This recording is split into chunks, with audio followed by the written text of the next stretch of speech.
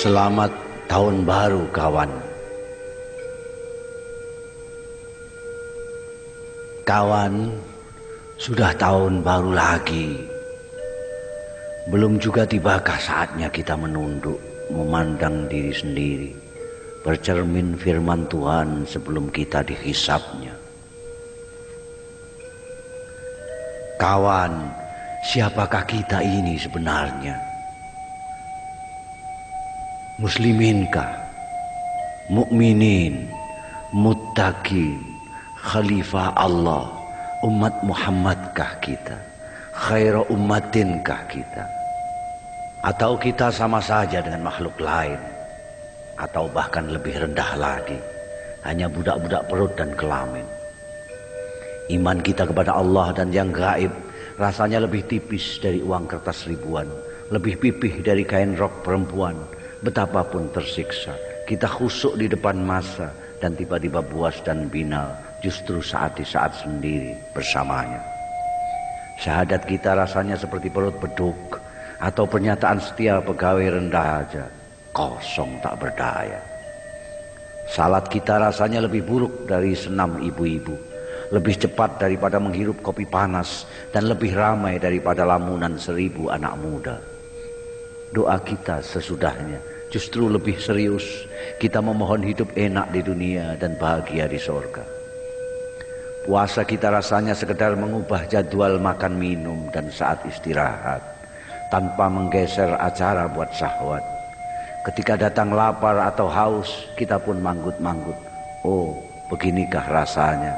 Dan kita sudah merasa memikirkan saudara-saudara kita yang melarat. Zakat kita jauh lebih dari berat terasa dibanding tukang becak melepas penghasilannya untuk kupon undian yang sia-sia. Kalaupun terkeluarkan, harapan pun tanpa ukuran. Hubaya-hubaya Tuhan menggantinya berlipat ganda. Haji kita tak ubahnya tamasya menghibur diri, mencari pengalaman spiritual dan material, membuang uang kecil dan dosa besar, lalu pulang membawa label suci asli made in Saudi, haji. Kawan, lalu bagaimana, bila mana dan berapa lama kita bersamanya? Atau kita justru sibuk menjalankan tugas mengatur bumi seisinya, mensiasati dunia sebagai khalifahnya?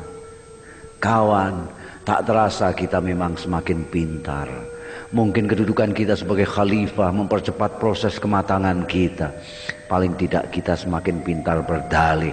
Kita perkosa alam dan lingkungan demi ilmu pengetahuan.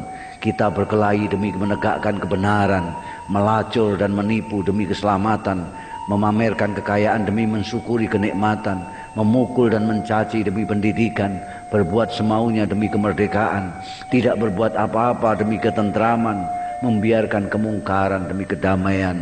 Pendek kata, demi semua yang baik, halallah semua sampai pun yang paling tidak baik. Lalu bagaimana para cendekiawan dan seniman, para mubaligh dan kiai, penyambung lidah Nabi? Jangan ganggu mereka.